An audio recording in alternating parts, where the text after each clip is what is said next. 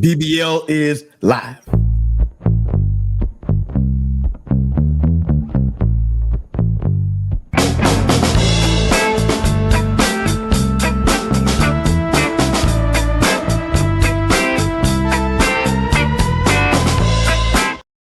Welcome back to the Big Blue Lifers podcast. I'm Mr. U. Jess is in the house, and our special guest, a founding member of the Cinco Squad, Big Mike is in the house. All Giants fans for life, so you know how we roll. We don't take no Giants slander on this show, and we definitely know our stuff. We got history behind us, and we know what's going on with our team. So we're gonna have fun with it tonight.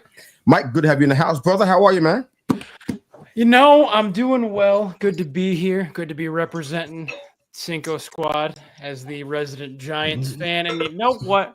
For once, I actually feel good coming out of the draft. Or I'm feeling cautiously optimistic coming out of this draft. They didn't. I kept saying, if you go back and watch some of our episodes and clips and stuff, you'll hear me say a lot leading up to the draft that just don't screw it up. Just please don't screw up the draft. And for once, they didn't, which was nice. I don't know. What did you guys think? Oh yeah, that's. Just you go ahead and go first if you want to. Yeah, no, I mean, I like you, Mike. I had this thought earlier as I was like walking, taking my stroll. I'm like, why am I like looking forward to football season? Like, it's been a few years, like. Essentially, last time I felt this way, we were coming off that win against Minnesota in the playoffs, and then we lost 40-0. So I am very cautiously optimistic, but it feels good, but it feels weird. It's right. It's a weird feeling hearing TV, other podcasts. They're like, man, the Giants killed it this year. Like. Are the Giants back? I'm like, don't do that. All right, let's pump the brakes a little bit. We're gonna don't be getting too excited here. Right. We'll take it. Let's get to camp. Let's get to camp, and then we'll take it one camp day at a time. And then let's do that part. Well, yeah, for me, I'm like you guys. I'm super pumped. I try to be on the optimistic side, even when we had guys. I won't name the guys on our line because I don't want to even evoke the bad memory. There were guys that we had on the line like, these guys aren't going to pan out. But I tried to be optimistic anyway. Like maybe we can make, maybe make chicken salad out of this. You know what I mean? So I'm always optimistic to some degree, but this right here, this is another level of optimism for me because I don't even know why it even happened. That's what I'm sitting there thinking, like, why did this draft work so well outside of other drafts? I'm like, the pressure was still there. Schoen and Daboll still had pressure on them. Morrow had the screws to them last year. Why did that draft not do as well as I think this one's going to do? I have no idea why, but I think we smoked it with the talent that we picked up. I think we made all the right moves. I see the Giants fans on Twitter. You know what? I ignore most of them jokers the majority of the time. Because they don't have a good thing to say. That's not even Giants. That's New York sports fans, period. Yankees, Giants, Knicks. They can't find a positive thing to say. We could be on a 9,000 game win streak, and they still have something negative to say. So I have to ignore them and block them out. If you guys are watching and listening, I'm sorry. No, I don't mean no offense, but sometimes you got to just weigh negative, and you need to be a little bit happier in life. Yeah. But we did fantastic with this draft. This was an A- draft, at least to me. This was a fantastic draft. We made all the right moves. I even like the late draft picks. Usually those are like throwaways a lot of the time. Those are even good for us still. I mean, our depth chart is a lot better than what it was. We're in the right place. Going back into the first round, we can get into that. We're getting our quarterback. I know people who are not thrilled with that. I am.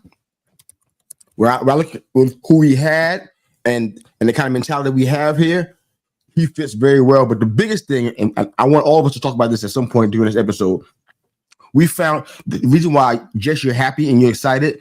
Mike, why you're excited, you know why? I think I have the answer to this question. You're excited because we're getting back to our identity. Not because we had a good draft. That's not why I'm excited. Because we're getting back to our identity. Because the recent world champions know what they did? They had a dominant defense and a dominant offensive line. And they were just smoking people. just running through folks, and they understood what their identity was. Their identity in the trenches. We talk about Cincinnati on different shows, and their identities in the trenches, but they don't seem to realize that, and they put money into it, but it's the wrong money, it's the wrong mindsets, the wrong players, and they keep on losing every year, and they wonder why. The Giants that you remember back when you were a little kid, the ones that's winning championships, what would their signature? What would their signature? What made them stand out? What was the signature aspect of the team? It was their defense every time. Super Bowl championship, 21-17. Super Bowl 17-13. It's about defense, and we got back to that. We're doing that thing right now. We can't have too many pass rushers like Abdul Carter says. We're loading the box, and we're making some opposing quarterbacks nervous, and that's the smash mouth, hard nosed football that we've come to know and love, and I think we're coming back to it. What do you guys think? Yeah, I think. I mean, I always say it. The two best offensive lines that Eli Manning ever had were the two Super Bowls he won. And for some reason, they decided not to keep those around. And the two best defenses that I've personally ever seen them have, because unfortunately, I'm slightly too young to have seen the great Lawrence Taylor. I get it. I'm old. I hear what you're saying. Keep going. That's not what I'm saying. I'm just saying. Listen, I would have loved to have seen Lawrence Taylor, because from what I can even tell on film, he's the best defensive player ever. That being beside the point, I got to see guys like, Matthias Kiwanuka, O.C. Lenora, Justin Tuck, Michael Strahan. And I remember Antonio Pierce as a linebacker, not just a coach. So I'm super pumped to be able to say that this, at least the pass rush right now, the secondary we're still working on. That's the other half of that, because you're not always going to be able to get to the quarterback, so you got to be able to defend over the top and things like that. But they're getting there. They're making strides towards that. But the fact that you can now, once again, at least on paper, we got to see what they look like on the field, obviously, but on paper, you can now rotate in pass rushers and excellent tacklers and things like you used to be able to do on all those great Giants defenses. This is very heartening to me. So I'm excited. Okay, I'm excited too. As far as the secondary goes, man, I think we got some reason to be excited. Mm-hmm. You guys are a big Michigan fan, and bringing Makari Page in. I mean, this is a big safety, 6'3". Forgot how many pounds we're talking about with him, but 6'3", 210. I mean, I'm seeing the Giants bring a lot of big safeties and cornerbacks in. That wasn't happening. That wasn't happening the past 2-3 years. We talk about 5'9", like Darnay Holmes, 5'9", 5'10", 5'8" even, I think. So it was. So these guys starting to get smart. They think about defense, and they think about the guys that are gonna be playing in their division and beyond. And bringing in big cornerbacks, and big safeties. So we can have cause some matchup problems for these wide receivers that we got to play all the time. So I like what they're doing, man. I'm kind of excited about this, man. What about you, Jess?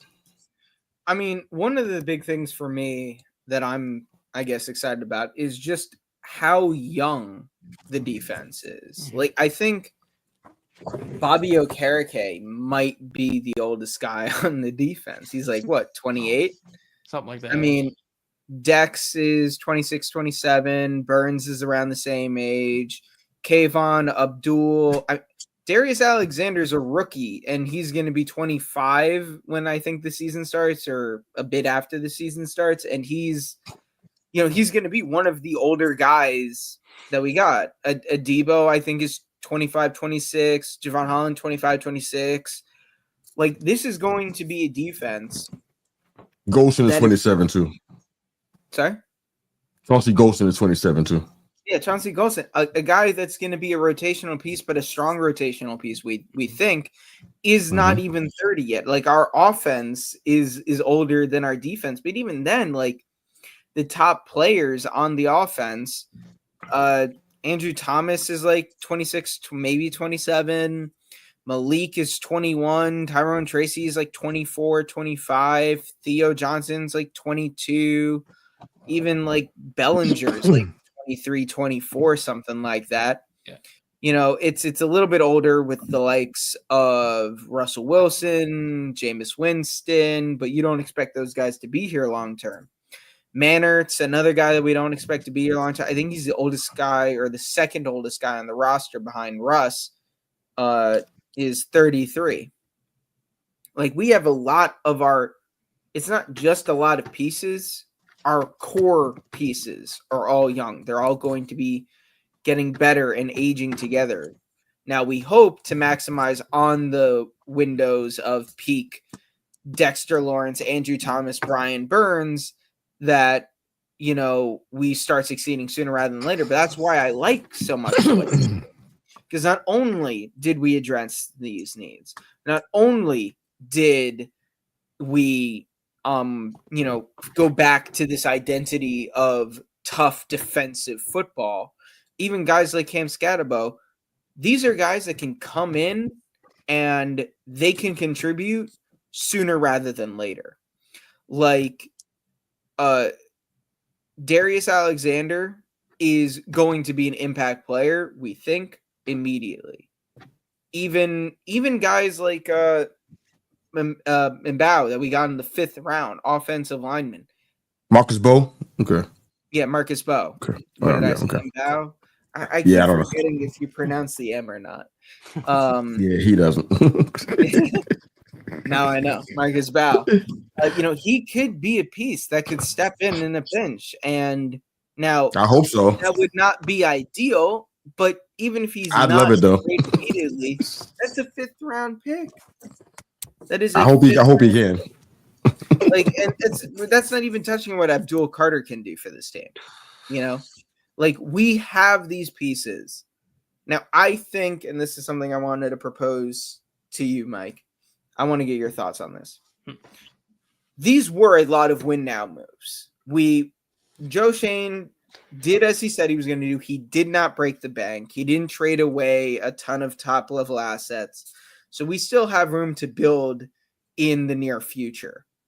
But these were win now draft moves, meaning that clearly he and Daboll feel their seat is hot. It is a hot seat. Does the drafting of Jackson Dart, do you think that does or should extend the window that these two guys that this regime has?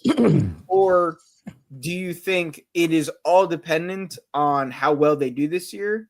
And how well do you think they would need to do this year to extend their lifeline here in New York?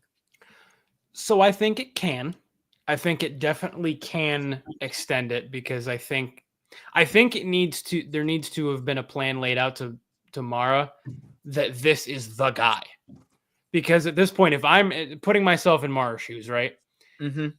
You went on that magical playoff run. You've been the exact opposite ever since. You've been god awful ever since. So I need to see significant progress. And you told me that Daniel Jones was the guy, and clearly he wasn't. So you better be right this time. And you don't have as much. You're not going to nearly have as much leash with Dart's pick as they got with Jones's pick. So there does need to be success this year. There needs to be significant positive progress, and there needs to have been laid out a plan that Jackson Dart is the guy, and he needs to look good. He needs to look like he's even got shades of being the guy, even if he doesn't play in game. Like, we need to see, you know what I mean? There needs to be a shown structured plan of how this team is going to win. As far as what they have to do, how many wins they have last year? 3? 3 or 4. 3? Yeah. Okay. I would say you got to double it. You got to have 6 or 7. And you have to compete in division. Like, absolutely. you cannot get swept in division. Specifically, I look to your matchups against, and they're always big matchups, but Dallas specifically, because they are, obviously the Eagles are world champs, and rightly so. Also, I'm as a side note, I am still a little bit bitter about Shane letting Saquon go like that. So I think that shortens the leash as well. But Dallas seems to be the most vulnerable team most beatable team in this division right now. So you need to show that you can compete with them and or beat them. If you can compete with Washington and Philly, even better. But you got to beat Dallas. Okay. I think I absolutely agree with you there, Yusuf. We talked a bit about the schedule and where we think those wins can come from, and obviously each year, just because a team was great last year doesn't mean they're going to be good the next year. Just because the team was really bad one year doesn't mean they're going to be that bad the next. But I had, before the draft, I had them winning like 6-7 games. Yusuf was a bit higher than I was on them. Just a little bit. You had us, I think, getting like 9 to 10. Hey, I don't know if we can get out of here. Well, be sure you tell them why now. I said that based on what we did last year with the roster that we had, the losses that they went through too many blowouts in those losses. They were all close up, and I really feel like, and this is my personal opinion, I've been saying on every show that I've been on where I've been asked, quarterback play was the difference between the W and the L in those losses. So if that would have turned out that way, we probably wouldn't have the opportunity to have some of the players that we have right now, but we would have had way more wins for sure. More than 3 wins had we had efficient quarterback. It doesn't even be elite, just efficient. We would have had that. So now that I feel like we have the option to have that now, and we got talent, especially on the defensive side, I think we win more than 7 games. Yeah, I believe that totally. I'm not saying we're going to win 11 and 12 and 13. I believe that when I see it. But yeah, we can win between 7 and 9 games in this division. Yeah, without even seeing the schedule, I think we can do that. But that's just me being optimistic because the defense is going to be a nightmare for folks. So I totally get that part. One of the things that we talk about Schoen and Daboll and get Jackson Dart. Before I ask you this question, Mike, one of the big things that Jason and I've been talking about for several weeks leading up to the draft was that one of the reasons why this draft was so big was because John Mara gave them basically a vote of confidence. So you know what? Get the quarterback you want. Not being pushed into a corner and feel like you're trapped and having to get somebody you don't want, a.k.a. Danny Dimes. Get who you want. And they went from out of the second round and drafted back into the first round. You know what that means, right? I told you just last week on our draft special, and then when we did together with the Cinco Squad, I said if they draft back into the first round, they're not going there to get an offensive lineman. No, they're going there to get a quarterback. Right. The only reason why they would do that, nothing else makes any sense. That's exactly what happened. So now Daboll and Schoen have their quarterback that they want. This is it now. There's no more excuses. We're really in an all-in type of situation. And I know that pre-draft people are saying, you know what, we're going to be at the bottom of the rankings. I already seen some of the fan dual stuff already. It's nauseating. But the bottom line is that we're all in right now. And this is a great place for us to be in. When's the last time we've been all in? Dallas tried that, and look how that looked. I'm saying, when's the last time we've been all in? This is the epitome of all in right here. This is all hands on deck. Everybody's part matters. Everything. One concern about the kicker, but we can come back to that maybe at a later time. But everything else, we're gearing up to fight. Yeah. And I love it. I'm excited about it. But I want to ask you a question in regards to someone we've seen. Now, when you went into the draft, I know we want a draft special, so I already know the answer, but share with our viewers and listeners. What was your expectation of the draft before we got into it? What did you want to see happen, Mike? Well, I mean, like I said, I was really hoping they weren't going to screw it up. And honestly, it was that I hoped they weren't going to take a quarterback at 3 or trade to 1 to get Cam Ward, which apparently I did see today, right? They offered first. Yeah, they offered multiple firsts, including the 3rd overall pick to get to 1 draft. I'm really happy that the Titans said no, because the Giants offered that. I was like, oh man, the Titans would definitely want to make that trade. And I was like, that's amazing. The Giants offered that. Oh no. But what I wanted to happen was I wanted to get game changers like they did. I wanted them to make moves to win now because, the seed is hot and I'm tired of not being competitive. I was really tired. I've really been tired of not being competitive. So that's me. No, that makes total sense. So what's your letter grade for the draft, man? I didn't ask you your grade. What's your grade for the draft? I think an A- is a fair. I think that's a fair assessment because it's really. I mean, I've seen draft analysts give A+, right? And it's really. I think it's almost impossible to have an A+ draft because you literally I've never seen a single team hit on every single one of their picks. There's been teams that have hit on, all but one, all but a couple, things like that, but you're not going to hit on all of them. And I feel like for A+, you have to have a perfect draft. You have to have like Pro Bowlers in every pick, and that just doesn't happen. But I think an A- as far as what the team needed and what the team needed to not only do as far as getting players, but what the team needed to do as far as message to the league is be aggressive. Like you guys said, like be aggressive in this draft. Go get your guys. If you love Jackson Dart, which clearly they did, good. Trade back in the first round, go get him. Like prove to me that you have a plan and that plan is like ironclad, that you know what you want to do, which so far the message to me as a fan has been that's exactly what it is. Excuse me. I want to ask this question to you, Mike, and you, Jess, also. I learned something this year that I didn't know before. I did a lot more analysis, did a lot more mock draft than I ever have in history. So I was really, really entrenched in watching tape and that kind of stuff. What did you hear prior to the draft that you believed, and what didn't you believe? That's for both of you guys. What did you hear that was a rumor prior to the draft that you actually bought into? You knew it was legit, or what did you hear that you didn't believe at all?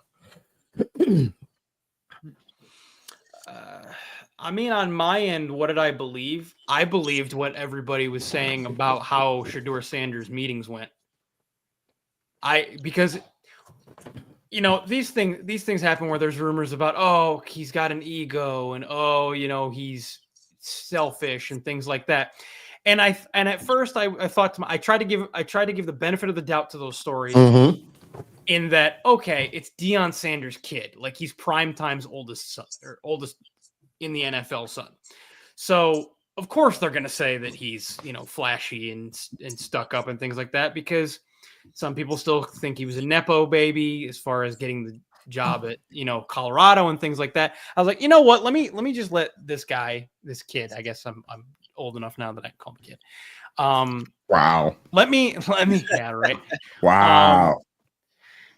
Let me, not judge this guy, but then, you know how they say when someone like a rumor starts, right?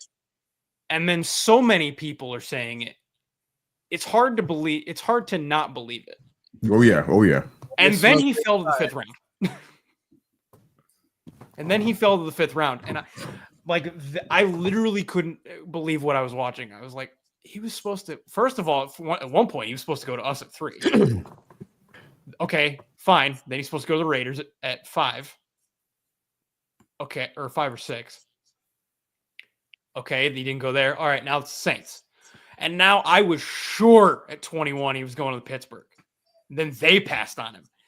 And then I was like, I remember looking at the first round, and I'm sorry to go off on this tangent a little bit, but I remember looking at the rest of the first round after the Steelers, and I'm like, I don't see a team that would pick him.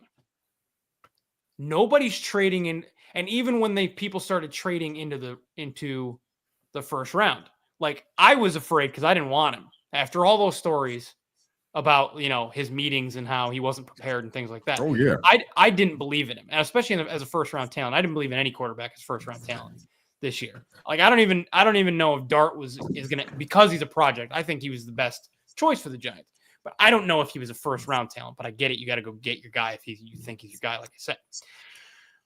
But we traded in. I'm like, okay, we might pick Sanders, and then I'm like, oh, we're picking Dart. Sweet.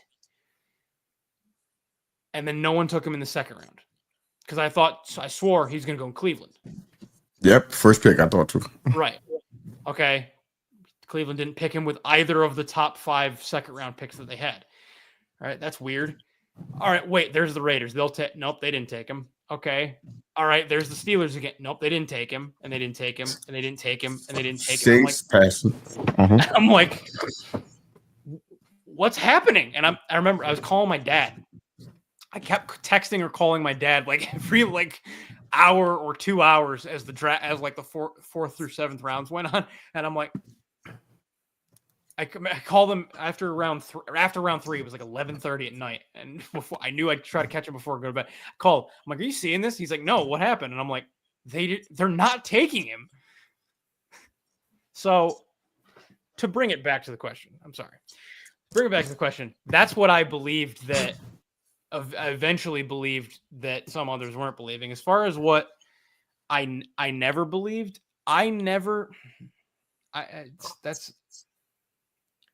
that's the tougher one. I never believed that like 5 quarterbacks were going in the first round. There was a lot of talk going into the draft, like there could be up to 5 or 6 taken in the first round because all of the teams, that's taking into account all of the teams, including the Giants that need a quarterback, would take one. But I never thought I didn't think that many teams would grade all the that many quarterbacks as first round talents, especially after injuries. Like I know Quinn Ewers at one point, was considered a first or second round talent, but then no, he was and then the guy from Louisville jumped the line and this Tyler Shuck. Yeah. And then Beck was supposed to be a first round QB, but he stayed in college, surprisingly. And people talked Will Howard, and I was like, I don't know about Will Howard. And at one point, Notre Dame fans were like, oh, Riley Leonard could be a first round talent. And I'm like, guys, no. Yeah, no. First of all, even if he was a first round talent going into the national championship game, he got beat down so bad from 10 consecutive up the middle runs that I don't know if any team was going to draft him in the first round. Not a chance. But yeah, I never bought into the quarterbacks as being like the be all end all this year. Gotcha. Jess, go ahead. Answer. Sorry. Got it. No, you good. Go ahead, Jess. Good. I mean, I don't really have too much to add because I mean, all of the big stories, I feel like it kind of settled in. Like I figured once the Shador hype kind of died down around, what was it, like March? It became pretty apparent, okay, Cleveland's either going Hunter or Carter, and we're going to take whichever one they don't take. Right. And that seemed to kind of be the prevailing thought. Some people still had us going Shador at 3, but that seemed to be a much more minute opinion. Yusuf, I think we saw that one guy who had us taking Ahmad Membo in the first at 3. That wasn't happening. Yeah, that wasn't happening. But all things considered, I mean, this felt like from a Giants perspective, especially with the first round, how that played, like it felt pretty predictable. Nothing really shocked me. I don't feel like there was too much in the draft in the first round that was shocking. I mean, Derek Harmon to Pittsburgh was a little surprising to me. I just didn't think they were going defensive tackle in the first round anyways, but that kind of just being what happened, like, whoa, didn't see that coming, but it wasn't some like earth-shattering thing. The biggest surprise was Shador falling, and not just falling all the way to the 5th. So, I mean, there wasn't too much that didn't meet my like what I thought was going to be happening. Okay. I want to definitely get into the, you and I have been talking about previous drafts. I think 2009 was where we landed a couple weeks ago. Excuse me. One of the worst drafts that we've seen the Giants have in quite some time. A certain person was in that draft that we all know and love and loathe and hate now. But how would you guys, I mean, without to your best recollection, how would you rank this draft in the past 15 years? That's a tough one because, I mean, I feel like we can't judge it yet because they haven't even gone to mini camps. You know, in terms of like where what I expect. Now hold on now. 2009. I want to just help you out. I'm gonna get you off the ledge that you're on right now. Okay, so when we talk about 2009, we saw that draft. You know good and well you weren't excited about the picks that we made that year. It was nothing exciting. It was nothing to be excited about. It was not. It was lackluster to say the least. I was 10 years old. I wasn't locked in. Okay. So since I got locked in. So yeah. How about 10 years? 10 years. 10 years. I mean, 10 years. Did that help? 5 years? Yeah. I know I'm an old guy, but you guys are killing me right now, right? how about the last 5 years? Is that over the last 5 years? I can definitely say this is the one that I feel the most excited about. I mean, since 2020. I mean, 2020. I was praying we would take Andrew Thomas, and we did. After that, it was all gravy to me. You know, I think we got Xavier McKinney that year too, so that ended up looking pretty good. I miss him. Even better if he was still on the team. Yeah. Yeah. Honestly, like I'm not trying to get into this. I think letting McKinney go was worse than letting Saquon go from a pure team standpoint, but that's a whole nother discussion. I mean, that's one of those guys might come back though. The other one definitely is not coming back. That's the difference. But yeah. But go ahead. Go ahead, Mike. 2021, I was not thrilled about at all because I wanted us to stay and take Parsons or Slater. Instead, we traded back. And I'm like, we got the extra first, but like, really wish we stayed and took Micah. Yeah. Then 2022 is when everybody was excited. We had 2 top 10 picks. And I was really excited about that draft. But after the first 2 picks, I'm like, Wan'Dale Robinson? Really? Why? You know, there's a lot of that after the first 2. And my dream first 2 picks is exactly who the Ravens got, Linderbaum and Hamilton. And I was like, I don't care that these aren't premium positions. These are the 2 best players. Take the 2 best players. And we would be much better off had we done that. I mean, imagine a secondary with Xavier McKinney and Kyle Hamilton. Like I would have been like so over the moon. We probably kept McKinney at that point because you don't separate the partners. Yeah. But yeah, so I wasn't over the moon about 2023 and 2024. I was like, I like some of these picks. And then it really ended up working out. So I think Shane's gotten better each year, but it's so hard for me to judge, you know, like, yeah, we're caught up in the moment, but how is it going to, I could be eating anything I say right now that's the whole point, you know? All right, Mike, do you dare to answer this question or do you want to go ahead and bow out? No, I'll answer the question. So in the past 10, 15 years, I would, as far as expectation and excitement, I would put it probably comfortably in the top 5. Don't know exactly where in the top 5. I really have to like look at the draft classes, but there's been some just absolute swings and misses. I mean, I guess name dropping a little bit, Eric Flowers, DeAndre Baker, Kadarius Toney, who I told everyone about. And the only reason that Kadarius Toney was even drafted was because he was at Florida, a Swiss Army knife type player, which is what Joe Judge, the special teams coordinator, liked. So literally that's the only reason why they picked him there, because he thought he could use him in a bunch of different places. Turns out Toney doesn't do anything well at the NFL level. But apparently he's a good rapper now, so you know. I don't even think he's considered a good rapper. Well, it depends on what circle you're asking.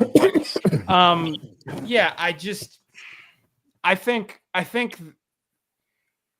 they didn't make the mistake. I'll say it like this: they didn't make the mistakes they could have easily made this year, and so that's what makes me feel good and put it in the top 5. Copy that. Yeah. All right, I got a small stack of questions we want to hit you with.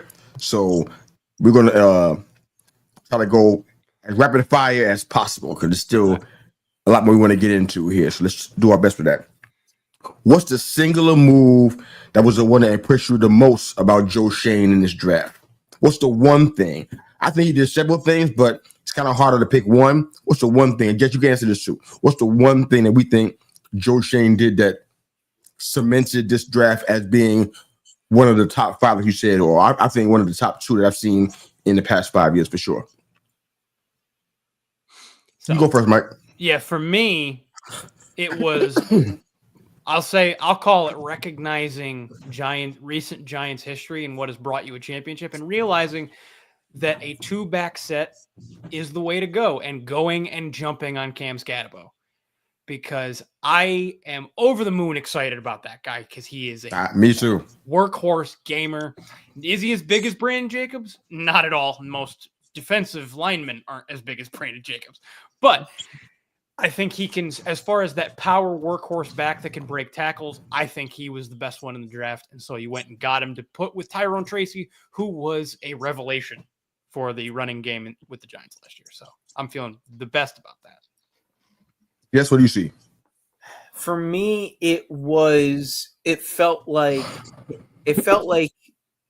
the fact that he switched up his strategy from need to best player available.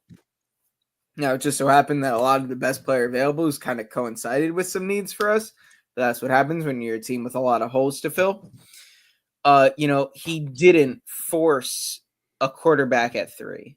When he did trade up, he didn't overpay. Like, one pick later, the Falcons gave up an extra first rounder. Like, we gave up not even our top 3rd round pick. We gave up a compensatory 3rd round pick and then our 3rd round pick next year. Like, he got best player available a lot. He did hit off on some needs. I, in the moment, did not like the Scatterbo pick because I wanted us to go bow at 3 in the 4th round there, but he didn't listen to me. He took Thank God. Thank God, because he still got his guy anyways. He recognized that, okay, this guy's gonna fall, or he could fall. So I'm just gonna take the better player, and even if it's not as valuable of a position, even though we need offensive, I'm just gonna take the top guy on the board. Right. No, I love that. I love that. I think we are better off for it. Agreed. So what's the move or transaction that kind of has you in wait and see mode? You see it, it's not bad, you're not sure yet, watch and see. From this draft specifically? I think there's really only one, and that's the Dart pick. I'm not the biggest. How dare you, sir? I am not the biggest Jackson Dart guy. I see the vision, but I have been so burned by recent Giants history. I just don't have any faith. Like, I think Daboll can get the best out of him. I just don't know if Daboll has the lifespan here in New York to get that. Like, everybody attributes the Josh Allen, like him to at the least a good chunk of Josh Allen's development. I feel like a lot of people now just be like, oh, Josh is Josh. He was going to develop. Yeah. I still think Daboll had a strong hand in that. But he was there for 3-4 years of Josh Allen's development. Josh Allen was not some, it took Josh Allen years to become Josh Allen. And he's a guy with way more physical traits than Dart has. So I just need to see it to believe it, that it's like, oh, we have something here. We're going to keep this regime. We're going to let Dart have that consistency of coach and scheme and front office personnel that are going to build around him, and not just be like, well, we got 6 wins. Dart had some flashes, but not really. And we're just going to force him to start over in an entirely new system with new coaches, after half a season. So the Dart thing, again, I'm so grateful we didn't give up a first or a second to move back in, but I'm still iffy on the move. How about you, Mike? What you got?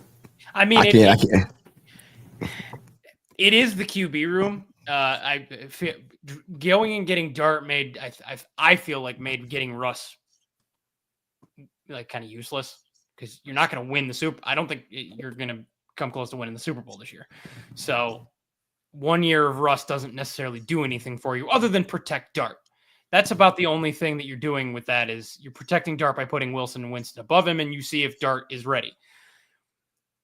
But I agree with Jess in the sense that I was super hyped to get Daniel Jones because he was supposed to be Eli Light. He literally was trained by Eli at the Manning QB camps.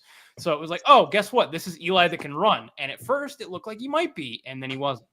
So I'm cautiously optimistic, and let's let this one develop instead of benching a Hall of Famer. And yes, I said Hall of Famer for him. That might be the hottest take I've heard so far here. Russell Wilson's a Hall of Famer. I don't. Oh no! I mean Eli. Oh, Eli. I thought you were talking. That's what they did. That's what they did for Jones. They benched Eli in favor of Jones. I think that one affected my attitude for several weeks. My attitude was not right for quite a few weeks. I was not a happy person to live with. You did what? It's a respect thing. That was like a disrespect. I'm like, yeah, my jersey's right over here, dude, but I'm with you. I got a whole Eli Manning on my wall. I take your jersey and raise you a whole Eli. That's I take the jerseys and raise you. Yeah. Our guys from the Duval Die says Daboll will be showing the door way before Dart will mature enough as a quarterback to save his job, basically. Probably, actually. I think that's the issue. I think that's going to I think the smartest thing this year will be, and I don't know if this is what's going to happen because I think Daboll will pull the plug on Russ to potentially save his job. But I think if we are looking at this purely from Dart's development, I think he needs to sit the whole year. Yeah. Maybe he gets in with like couple games left in the season of a lost season, and they're just like, go out, do your thing. Throw some passes.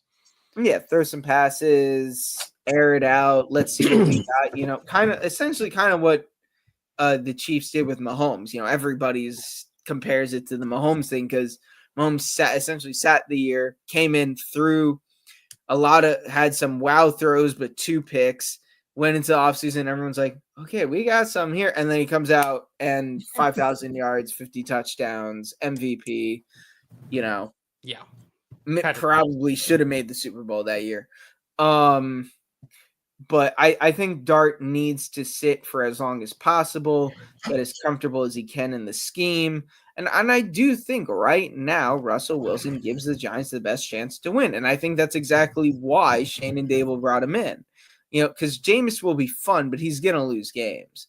Russ, kind of came in with the yeah, essentially. But Russ came in.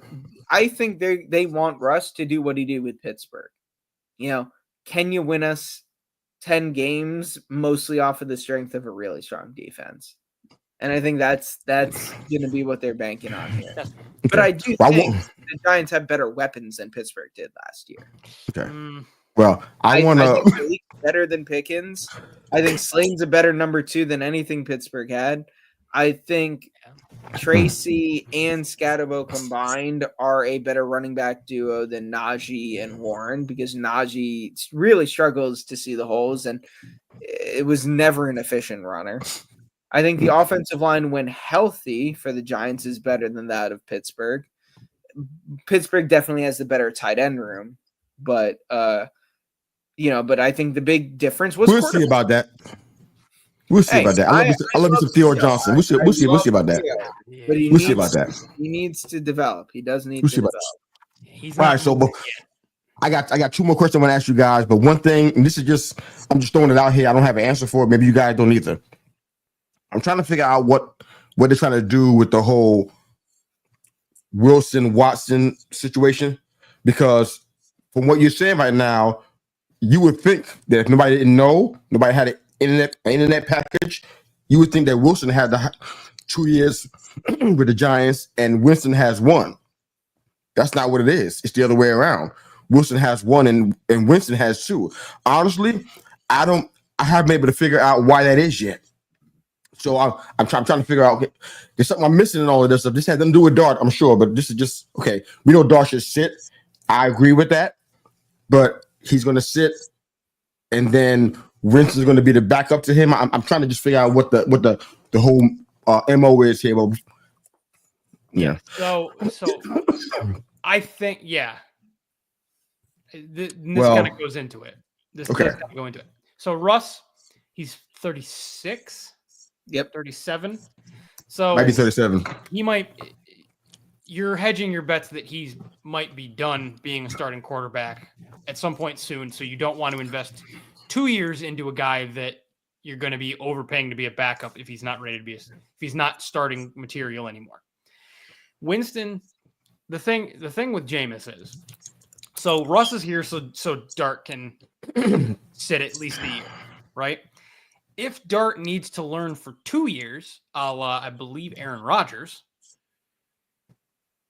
then Winston can start next year, and you're not necessarily, based on what you expect out of Russ, you're not necessarily losing talent so much as you might be losing a little bit of, obviously you're losing experience and winning pedigree, like Russ has won Super Bowl before. But you're not necessarily expecting to lose talent. So if Dart needs to wait even longer, you've got Winston. If he doesn't, if Dart's ready to start all year next year, then you've already got Jameis Winston under contract to be a capable backup should you experience the type of quarterback injury problems that you've had in recent years. So you've kind of hedged your bets on letting Dart develop or being prepared if he starts and gets hurt. Copy that. As far as this question goes right here, I feel as though, and this is just my opinion, I want to get into these final 2 questions I have for you guys. But to answer this question, I think that Daboll and Schoen bought themselves a couple of years with the moves they made with this draft. I think they gave themselves some time. I don't think they're going to be sitting on a hot seat this year. Everybody's going to be watching them. I think they bought some time. You got guys that are going to be bringing a new wrinkle to the defense, and you got to let that kind of stuff marinate. When you gave the quarterbacks the kind of years that you gave them contract-wise, you say, you know what? We know that we're not there yet, but we are building towards it. I don't think nobody's going to put a hook on them before 2026. I don't think. But I think both of their jobs should be safe, at least for a while.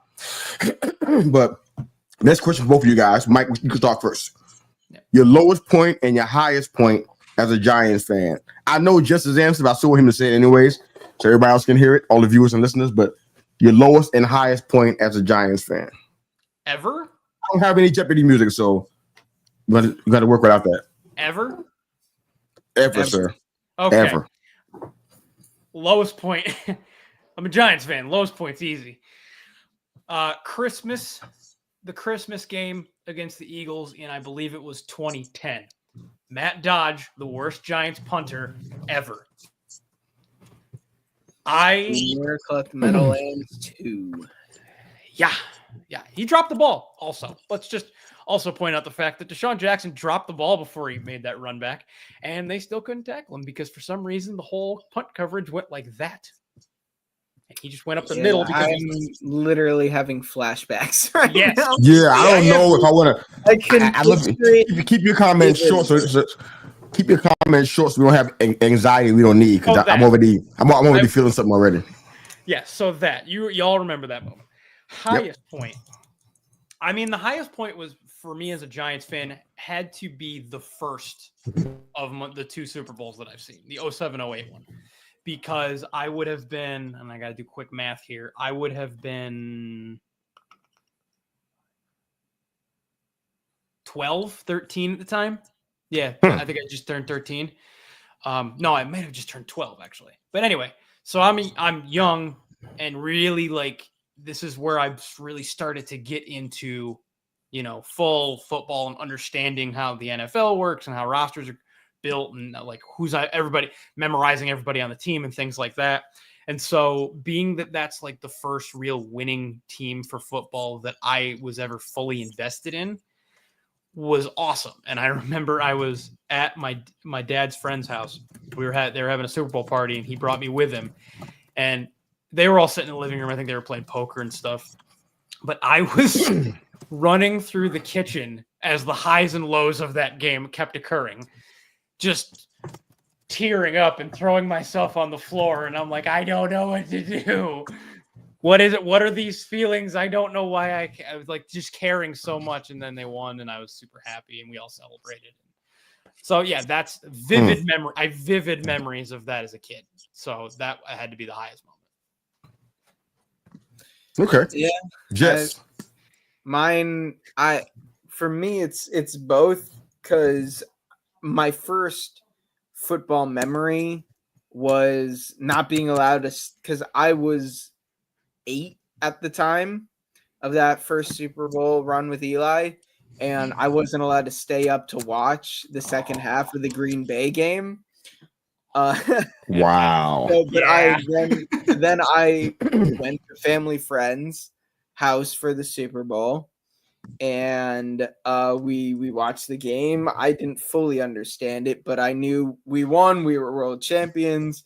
And then 4 years later, I'm about 12, 13 years old. There you go. And I'm now getting more into it, really understanding it. And I was allowed to stay up to watch the NFC Championship game, and I watched Eli take that absolute beating from that, honestly, like, insanely loaded Niners defense. Oh my God. Like some of the names they had on there.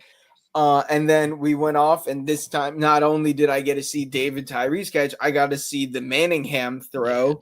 And then a few years later, I'm with my dad, and we see the Odell catch. And so it's like I got to see all these moments in my formative Giants years, really. And now that I'm a full-grown adult, talking about this in my free time, I've been miserable for ever since. Yeah. Brief glimmers of hope here in 2016 and 2022, but this is what it can be, but it's not. It's like, hey, remember when you were like really young and you first got to experience this?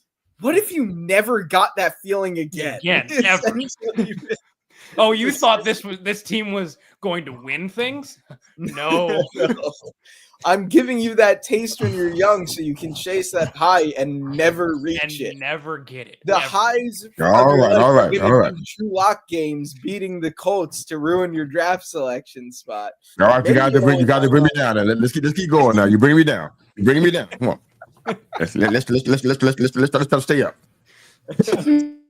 But we're getting better. Mine's, well, hopefully, yeah, definitely for sure. My high is that first of all, like you said, that was, I cried real tears on that one. Yeah. I'm totally honest about it. I'm talking about bloodshot red eyes. I was like so happy that, oh my God, I was screaming in the neighborhood. It was a whole thing. That wasn't my first Super Bowl, but that was like the first one. I don't know, I just connected with that one so much more. Yeah. Than the Phil Simpson. I don't know why, but the worst one, January 28th, 2001.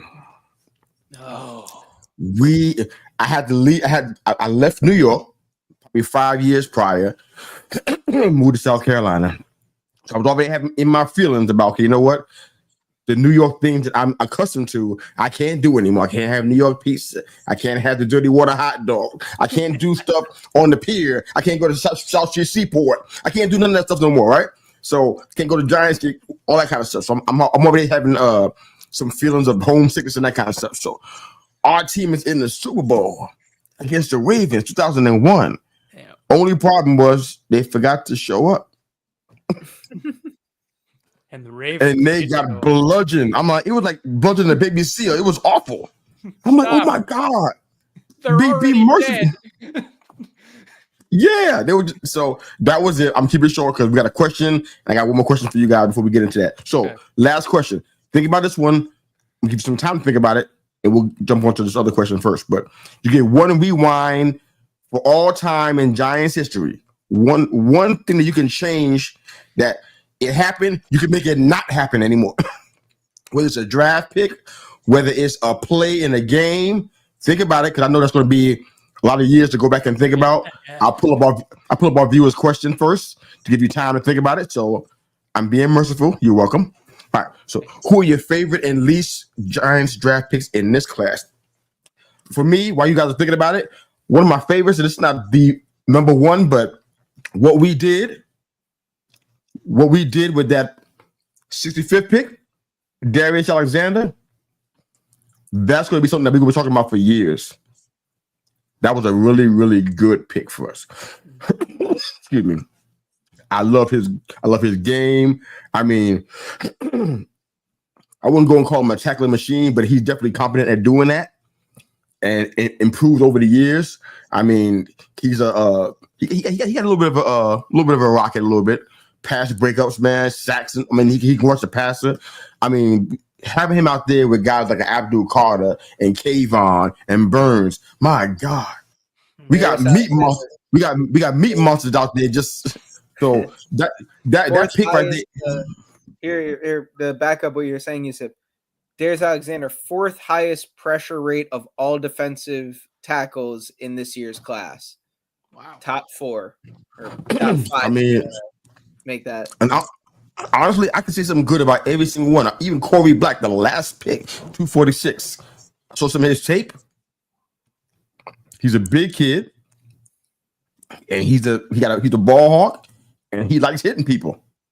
Even the tight end, Thomas Fedone, is one of the most athletic tight ends in this entire draft. He would have gone probably in like the 4th or 5th round. I like him a lot, man. If it weren't for some of the medical concerns, but that's where I feel like you can take like those flyers. It's a 7th round pick. Like no one's gonna really fault you for taking a flyer on the guy in the 7th. But yeah, I mean, I like him a lot too, man. Like there's just, I mean, I liked every pick. I mean, the only one that I have any real concerns about is the dart selection. But we're not going to do that again. I feel like that's the case for like everybody when analyzing this class. It's like, oh man, really love their class. Little hesitant on the dart pick though. But if I can go back and I want a gamer back there, man. I want a guy back. See, that's the one thing that there won't be any Daniel Jones comparison, in my opinion. Cause this guy right here, he's a dog. He cares about it, and you can tell. I mean, I know that's not something that we say, that makes him an elite quarterback. I get that part, but we can't discount that kind of stuff. We haven't had that in quite a while, excluding Eli. Somebody who's back there that was like, man, you ain't taking me down. We're gonna fight. We're gonna win. I mean, that kind of attitude has been long gone, and a lot of teams don't even have that right now. Right.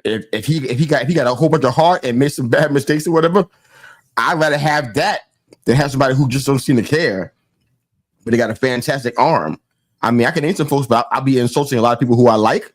But there's some guys who got some great rocket arms, but their other demeanor as a leader, you don't really see it. You don't see it. The coach is the one that's barking at folks. The quarterback is quiet.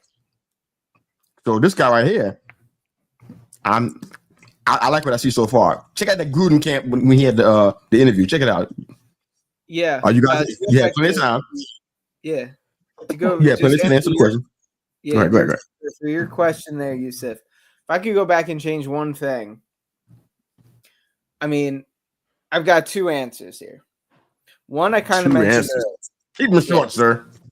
There will be. The first one is what I mentioned earlier. Go back to 2022. I mean, I could say like, oh, draft Mahomes in 2017 or do that trade up or, take Josh Allen or something in 2018. But I don't want to give Gettleman more runway than he had. So first option, 2022. No, sir. No. That's not. This is the Jacksonville fans.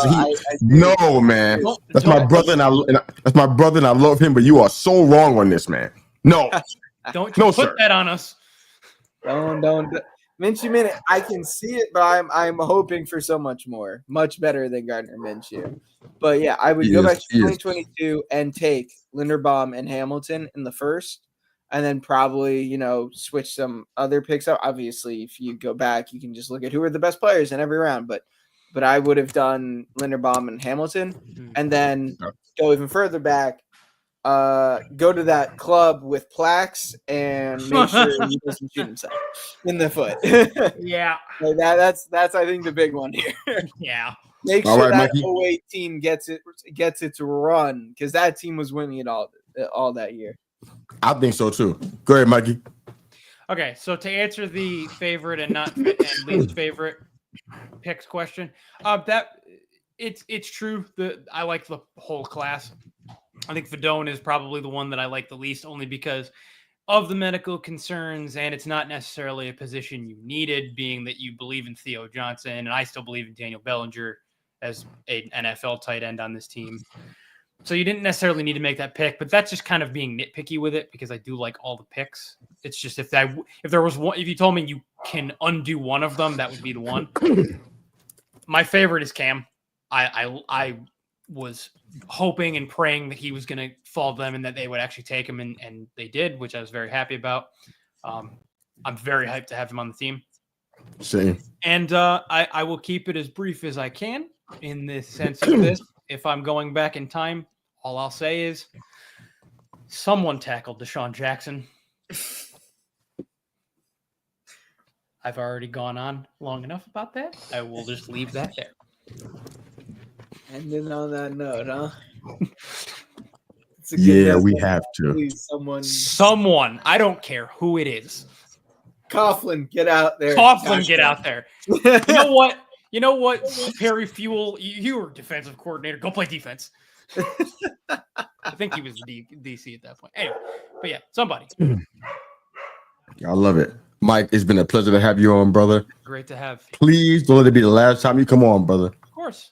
Anytime you want to come back, hell yeah. Anytime it's anything Giants worthy, you are definitely welcome, man. You are a friend of the show for sure. Oh yeah. Just, listen, when we're making we're making the Super Bowl push this year, I'll be back. Mr. Unlimited goes unlimited. Manifest it.